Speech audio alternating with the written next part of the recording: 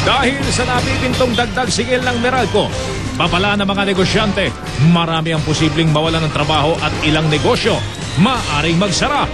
Mga nagdaang overcharging at paniningil sa system loss charge, pinuntirya. Meralco, iginit na matagal na raw sila dapat nagtaas ng singil. Iba't ibang grupo ng mga super ng jeep, kinalampag ang malalaking kumpanya ng langis. Hirit nila, ibaba sa 37 pesos kada litro ang diesel. 3,000 kilo ng double dead na karning baboy na lantaran daw ibinebenta. Nasamsam sa palengke ng Balintawak. Sa pagtatapos ng pagsusuri sa mga produktong gatas, BIFAD, inalis na ang ban sa pagpasok ng Chinese milk products.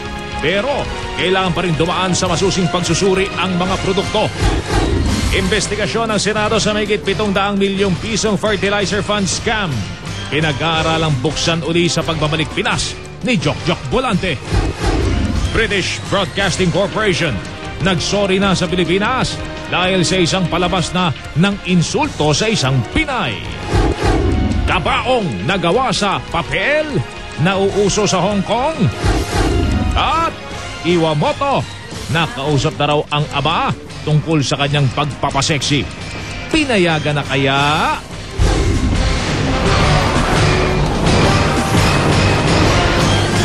Mula sa GMA Network Center, narito si Mike Enriquez.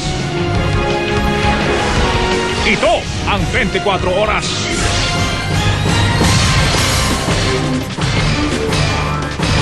Magandang gabi po. Hindi po maganda ang pakiwari ng mga negosyante sa napipintong dagdag singil ng Meralco. Posible raw kasing ikalugi ng ilang negosyo ang panibagong dagdag pasanin na yan. At kapag nagkataon, marami raw ang mawawalan ng trabaho. Isa pang himutok ng mga negosyante, bakit pinayagan ng Energy Regulatory Commission ang dagdag singil? Gayong bilyong-bilyong pisong sobrang na singil ng Meralco ang hindi pa raw naibabalik sa taong bayan. Humingi naman ng pag-unawa ang Meralco. Matagal na nga raw silang hindi nagtataas ng singil. Nakatutok si Marie Somali. Ito na raw ang huling hibla sa tuluyang pagsasara ng ilang mga negosyo. Kung itutuloy daw ng Meralco ang panibago nitong power rate hike, di lang mga negosyante ang tatamaan kundi pati mga manggagawa. Agad daw itong makikita sa loob ng 2 buwan. I'm definite within the next 60 days, the impact on our food processors and exporters, be it export-oriented or domestic, apektado yan. Sigurado hindi naman ma-accept ang makapagtaas ng prices. Sigurado maapektuhan yan, either mag-reduce ng manpower yan o magsara yung iba. That is expected to happen. Sa computation ng Philippine Chamber of Commerce and Industry o PCCI, aabot sa 41% ang magiging dagdag sa bayad nila sa kuryente. At aabot daw sa 3,000 small at medium exporters ang customer ng Meralco na siyang tatamaan ng dagdag singil. Hindi lang malaki, ubod ng laki. It will be very substantial. Very, very substantial. Dahil, sir? Because the cost mix of the processor is mainly utilities. 99% of our economy is supported by MSMEs. 99%.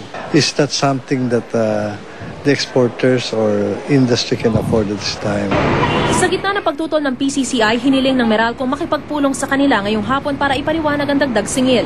Pinag-uusapan natin itong napakalaking formidable challenge brought before us because of this global financial crisis and how we can more or less be spared from this and sustain all our gains. Pasukan ka ng ganito at this time. It's going to be very difficult to convince me.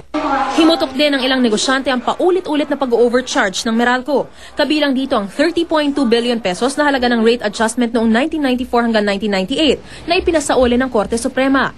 Ang sobra ring singil para sa sera o pabago-bagong palitan ng piso sa dolyar na aabot sa 3.9 billion pesos at singil sa meter deposit na aabot sa 2.8 billion pesos. Hindi lang naman ngayon nangyari overcharging, di ba? Yung pati sa hindi binalik yung kontador, yung deposito, should have been returned, should have been paid interest long time ago, years and years, until somebody discovers it and makes it an issue.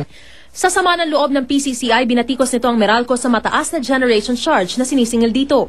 Di rin naiwasang maungkat, pati ang paniningil ng system loss para sa mga nasasayang na kuryente kahit di naman ginamit ng mga customer. I don't see any point or fairness in treating this type of business. It looks like, it seems, it is a monopoly pa rin. We cannot pass this on to the customers, definitely. If they will only deal properly with their generation or systems loss, that can properly address what kind of under-recoveries are they talking about.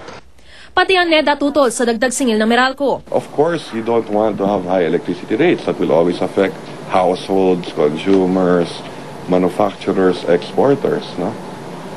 But you have to strike a balance. It's a delicate balance between the producer and the consumer.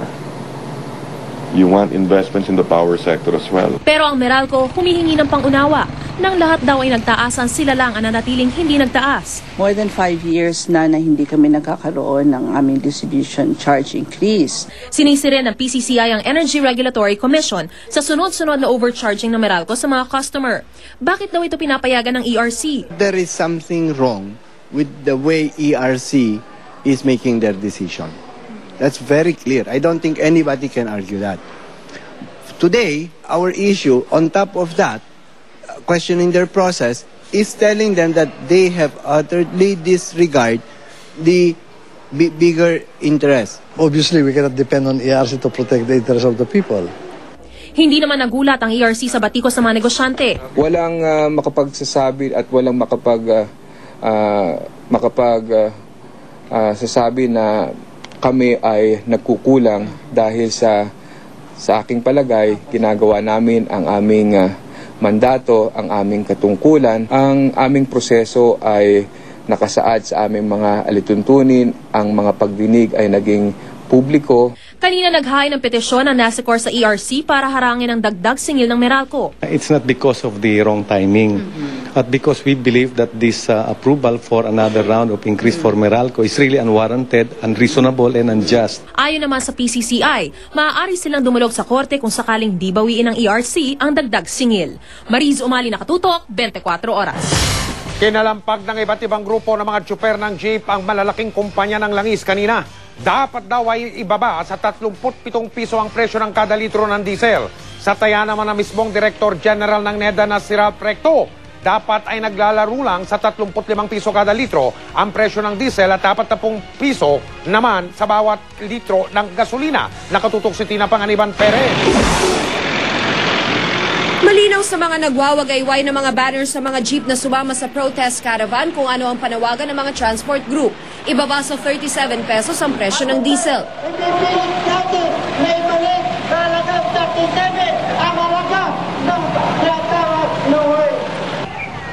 Opisina ng Chevron ang una sanang kakalampagin ng Piston, Pasang Mazda at mga kaalyadong transport group.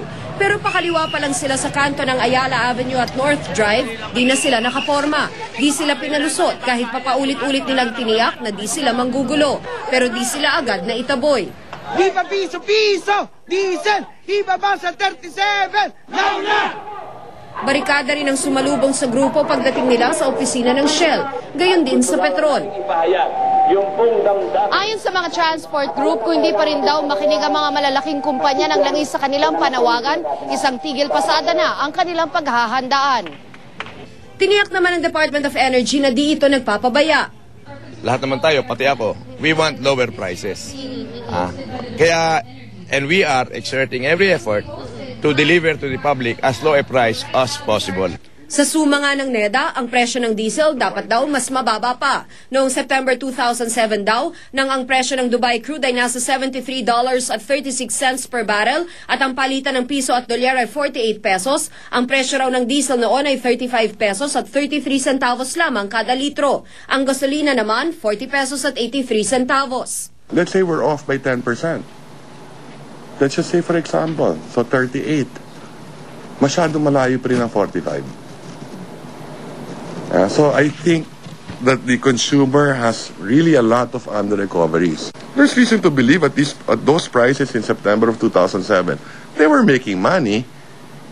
Hindi ko binabawasan yung kinikita nila. But I don't believe that at this point in time, they should be making extraordinary profits.